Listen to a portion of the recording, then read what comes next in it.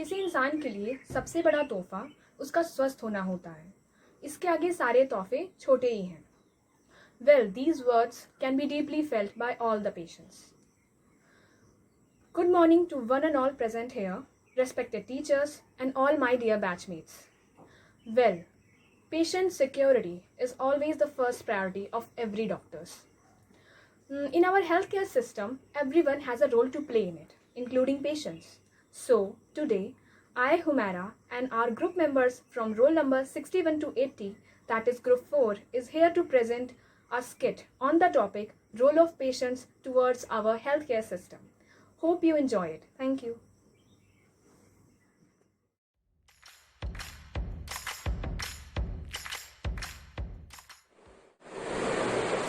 अरे हाँ, देख लो तुम अपना 4 दिन मैनेज नहीं हो रहा है क्या तुमसे?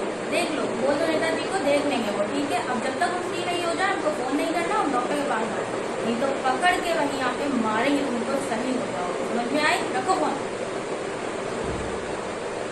तो देखिए डॉक्टर साहब, ऐसा है जो लड़का पड़ा है ना वहाँ पे 4 दिन से घायल, हमारा है। 4 दिन से हम बहुत आपको फीस दे दिए, बहुत क्या तो बात कर लिए, बहुत समझा लिए। अब ऐसा है 4 दिन के अंदर आप उसे अच्छा करके यहाँ से रवाना कर, वरना भले ही सब कहते होंगे आपको भगवान, हम सीधे आपको भगवान के पास पहुँचा देंगे। और अगली बार हम वार्निंग देने नहीं आएंगे, सीधे उड़ाने आएंगे। समझ में आ गई? अब समझ लीजिए, अगली बार हमें यहाँ आना ना पड़े। समझ में आई? चलिए निकलते हैं अब। अबे कैसा डॉक्टर है? उस पे तो बस हमें ठगना ही आता है, बीमारी को देखता है नहीं।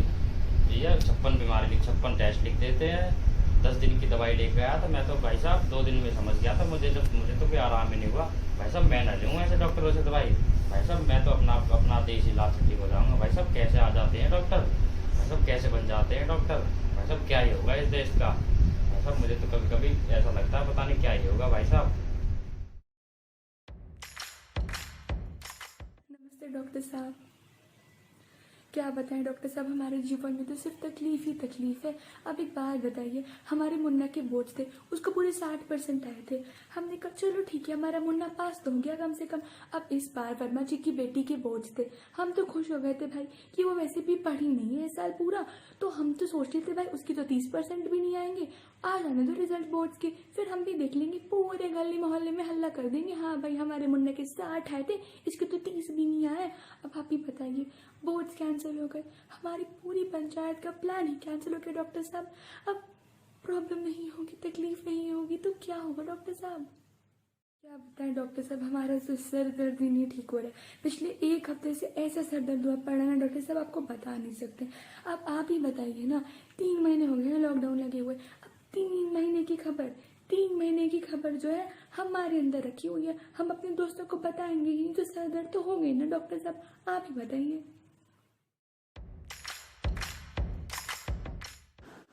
देखिए डॉक्टर साहब, हुआ क्या था असल में, मैं तो जा रहा था अपने घर जाते जाते मैंने देखा मेरी पट्टी पे है जर्म्स। तो मैंने छिड़क दिया सैनिटाइजर। उस सैनिटाइजर जैसे ही छिड़का तो मेरा लगा चटने। तो भाई साहब मुझसे नहा नहीं गया, मैंने पट्टी की ऐसी तैसी कर दी। तो मैं दोबारा आया हूँ ताकि पट्टी साफ रहे। आप तो जानते हैं साफ सफाई कितनी जरूरी है। देखिए अब आपको मेरी पट्टी बदलनी पड़ेगी। क्या कह रहे हो डॉक्टर साहब, आपकी आंखों में चला गया है क्या? डॉक्टर साहब की आंखों में जर्म्स हो गए, सैनिटाइजर छिड़क देता हूँ, चले जाएंगे। डॉक्टर साहब मैं मदद करता हूँ, रुको डॉक्टर साहब।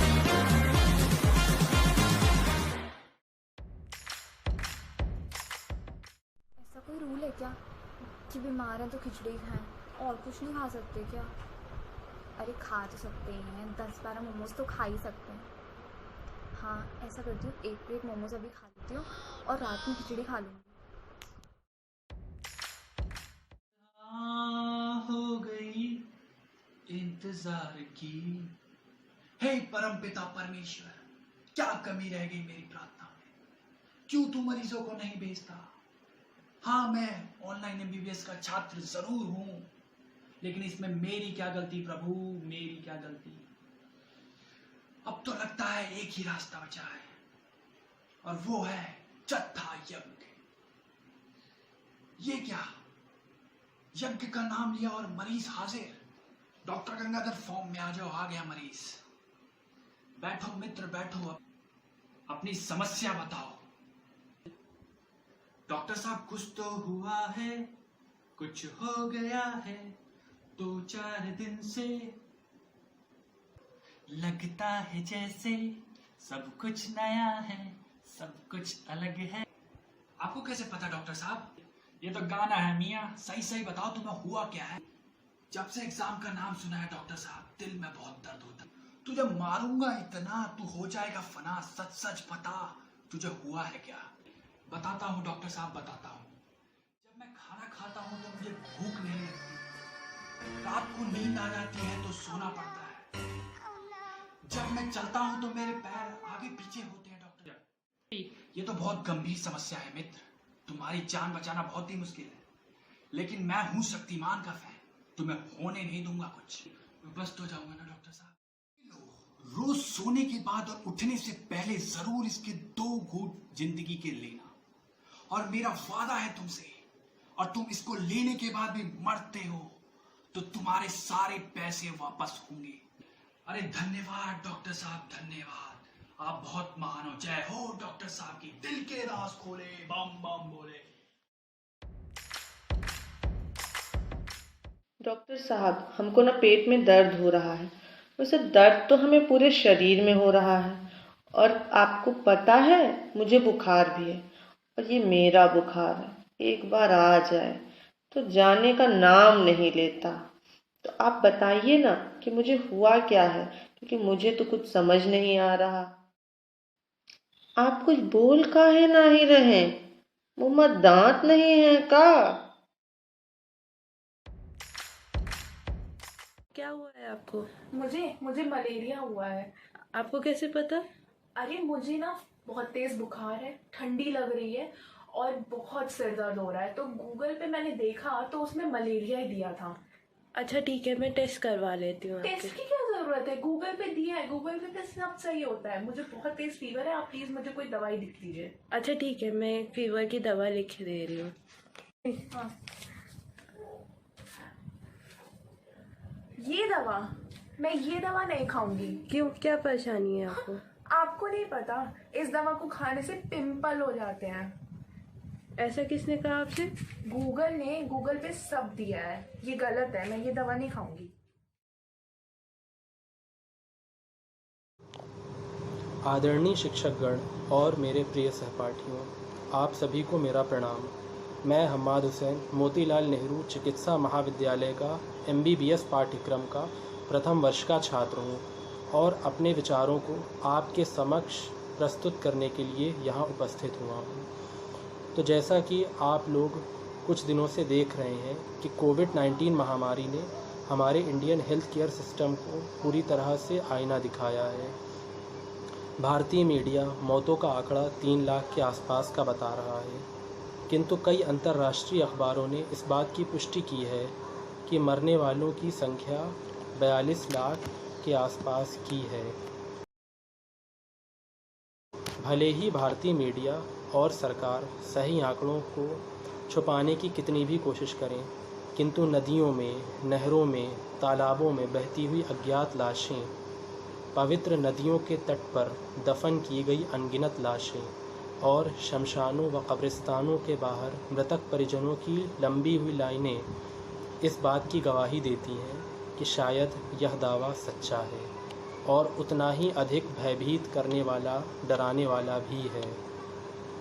कोविड महामारी ने इंडियन हेल्थ केयर सिस्टम को पूरी तरह से एक्सपोज करके रख दिया है, बल्कि न सिर्फ कोविड-19, इससे पहले भी हमारी हेल्थ सर्विसेज कोई ख़ास बहुत अच्छी नहीं थी।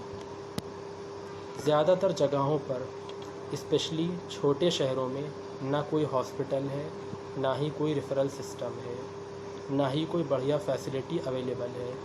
तो ज़्यादातर लोगों को मजबूर होकर के सिटीज़ में आना पड़ता है, बड़ी मेट्रोज़ में आना पड़ता है, और वहाँ पर भी मोस्टली प्राइवेट हॉस्पिटल्स हैं, और वो प्राइवेट हॉस्पिटल्स प्रॉपरली रेगुलेटेड नहीं हैं, और किस तरह से वो लोगों को लूटते हैं ये बात भी किसी से छुपी हुई नहीं है। स्वास्थ्य सेवा किसी भी देश की जिम्मेदारी होती है अपने नागरिकों के प्रति, कि वह उन्हें अच्छी और बेहतर स्वास्थ्य सेवाएं मुहैया कराए। ख़ास तौर पर गरीब तबके के जो लोग हैं, जो फाइनेंशियली अनस्टेबल हैं, जिनके पास पैसा नहीं है, उनको ये सभी सुविधाएं निःशुल्क, मुफ्त में यानी फ्री ऑफ कॉस्ट मिलनी चाहिए। जब तक हम अपने इंफ्रास्ट्रक्चर को रूरल एरियाज़ में जैसे कि गांवों में और छोटे शहरों में मजबूत नहीं करेंगे, तब तक हमारे देश की 70% आबादी जो कि गांवों में बसती है वो पूरी तरह से स्वस्थ नहीं होगी। अगर भारत को एक उत्कृष्ट देश बनना है, एक बेहतर और खुशहाल दुनिया बनाने में अपना भी कुछ सहयोग देना है, कुछ भागीदारी देनी है, कुछ कंट्रीब्यूशन देना है, तो शिक्षा, रोज़गार और नौकरियों के साथ साथ स्वास्थ्य सेवाओं पर भी ख़ास ध्यान देना होगा। और मेरे अनुमान में, मेरे हिसाब से भारतीय जीडीपी का कम से कम 10% मात्र स्वास्थ्य सेवाओं पर और अच्छे इंफ्रास्ट्रक्चर पर खर्च करना होगा और पब्लिक को यह सारी सेवा मुफ्त देनी होगी। अगर आप यह चाहते हैं कि हिंदुस्तान की हेल्थ केयर सिस्टम में इम्प्रूवमेंट आए, तो एक चीज़ बहुत ज़रूरी है।